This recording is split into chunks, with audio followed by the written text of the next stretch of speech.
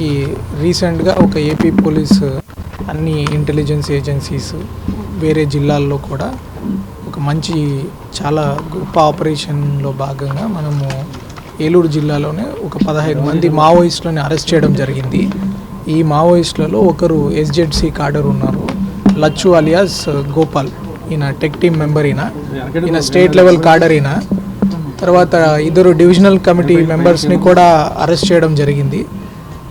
అది కాకుండా మిగిలిన వాళ్ళందరూ కూడా ఏరియా కమిటీ మెంబర్స్ లెవెల్స్ ఉన్నవాళ్ళు.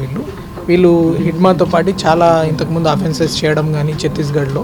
వీళ్ళందరూ సౌత్ బస్తర్ ప్రాంతానికి చెందిన బీజాపూర్, సుక్మా ప్రాంతాలకు చెందిన వాళ్ళు.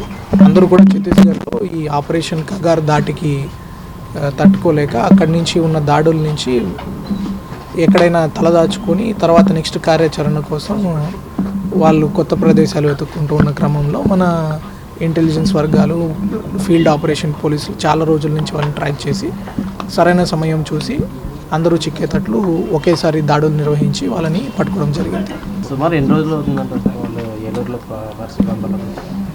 అది స్పెసిఫిక్గా మనము ఆపరేషనల్ డీటెయిల్స్ అనేవి రివీల్ చేయము.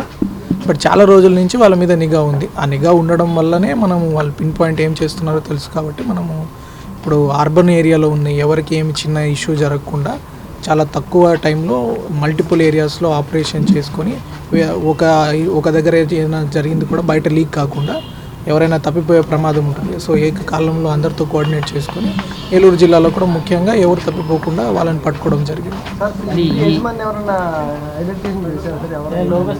ఇళ్ళ యజమాని అందరికీ తెలుసండి. ఇంటి యజమాని రోల్ ఏముంది అది అంతా తర్వాత విచారణలో వస్తాయి. కానీ ప్రతి ఒక్కరిని మనం అనుమానించి నిందలు వేయడం కూడా కరెక్ట్ కాదు. ఇప్పుడు చాలామంది ఎవరైనా వచ్చి నిఘా వర్గాలకి వాళ్ళ సమాచారం ఉంటుంది. కొన్నిసార్లు అడిగినప్పుడు అందరూ వెరిఫై చేసుకొని ఇవ్వరు కదా. చాలామంది మనం జాబ్స్ తీసుకుంటున్నాము, చాలామంది మనం కూలి వాళ్ళని రిక్రూట్ చేసుకుంటున్నాము, ఇంట్లో రెంట్కి ఇస్తున్నాము. అందరూ ఆధార్ కార్డు వెరిఫికేషన్ చేసుకొని వాళ్ళ పోలీస్ వెరిఫికేషన్ చేసుకొని చేయట్లేదు కదా. వాళ్ళ రోల్ ఏమైనా ఉంటే మనం ఖచ్చితంగా నిర్ధారిస్తాం. 15 మందిలో ఒకరు స్టేట్ ఎస్జెడ్సీఎం స్టేట్ లెవెల్ కాడర్ అయిన, ఇంకో 2 డివిజనల్ కమిటీ మెంబర్స్, మిగిలిన అందరూ కూడా ఏరియా కమిటీ మెంబర్స్. వీళ్ళందరూ కూడా హిడ్మా చేసిన చాలా ఆపరేషన్స్, చింతల్నార్ కావచ్చు, అక్కడ కరిగుట్టలో జరిగిన బ్లాస్టర్స్ కావచ్చు, సిఆర్పిఎఫ్ మీద వీళ్ళ మీద జరిగిన చాలా దాడుల్లో వీళ్ళు పార్టిసిపేషన్ ఉంది. అది ఇంకా తర్వాత మనం కస్టడీకి తీసుకొని వాళ్ళందరినీ చాలా వెరిఫై చేయాల్సినవి ఉన్నాయి. ఆపరేషన్ కొనసాగుతుంది అంటే దాని ఇన్ఫర్మేషన్, దాని డీటెయిల్స్ ఈ టైంలో మనము అవునని కాదని ఏది చెప్పకూడదు. సుమారు ఎన్ని ఆయుధాలు వారి దగ్గర స్వాధీనం చేసుకున్నారు?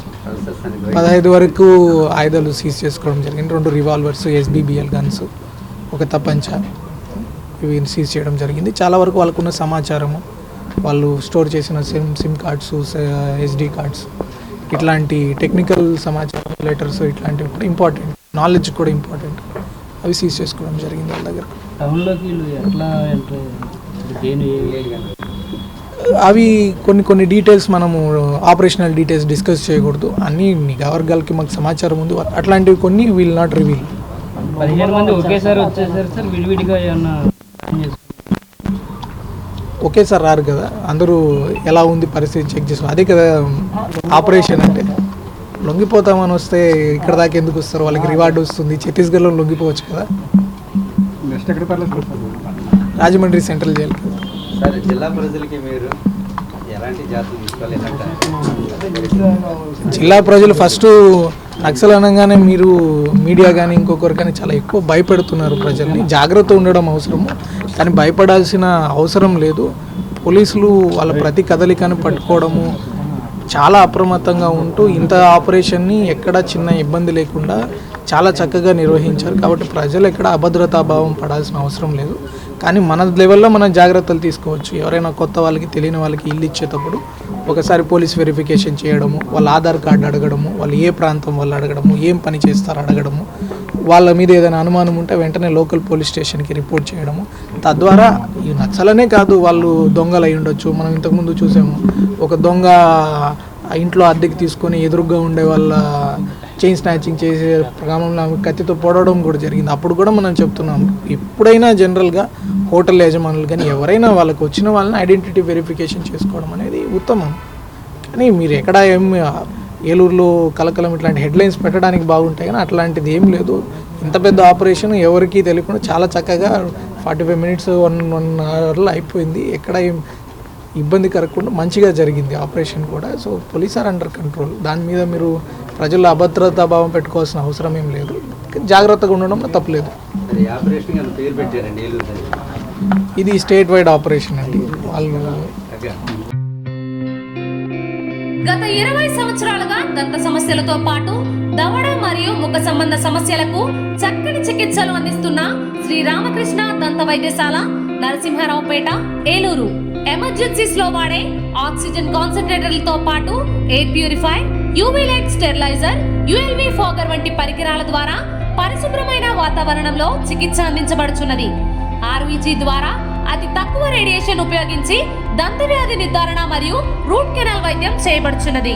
డెంటల్ లేజర్ ద్వారా కుట్లు లేకుండా సర్జరీలు, ఇంప్లాంట్స్ కిట్స్ ద్వారా పళ్ళు లేని వారికి ఫిక్స్డ్ దంతాలు, రూట్ కెనాల్ చికిత్సలకు ఎండో మోటార్ వంటి ఆధునిక పరికరాలు కలిగిన నమ్మకమైన డెంటల్ క్లినిక్. అత్యంత ప్రామాణికమైన ఆటోక్లావింగ్ పద్ధతిలో శుభ్రపరిచిన ఇన్స్ట్రుమెంట్స్ వాడడం మా ప్రత్యేకత. దంత సమస్యలకు చికిత్సతో పాటు విరిగిన దవడ మరియు ముఖ ఎముకలకు చికిత్స, ఎత్తు మరియు వంకర దవడలకు కాస్మెటిక్ సర్జరీ, యాక్సిలోఫేషియల్ వంటి చికిత్సలకు చిరునామా శ్రీ రామకృష్ణ దంత వైద్యశాల, వేములపల్లి రెసిడెన్సీ అపార్ట్మెంట్, నరసింహారావుపేట, ఏలూరు.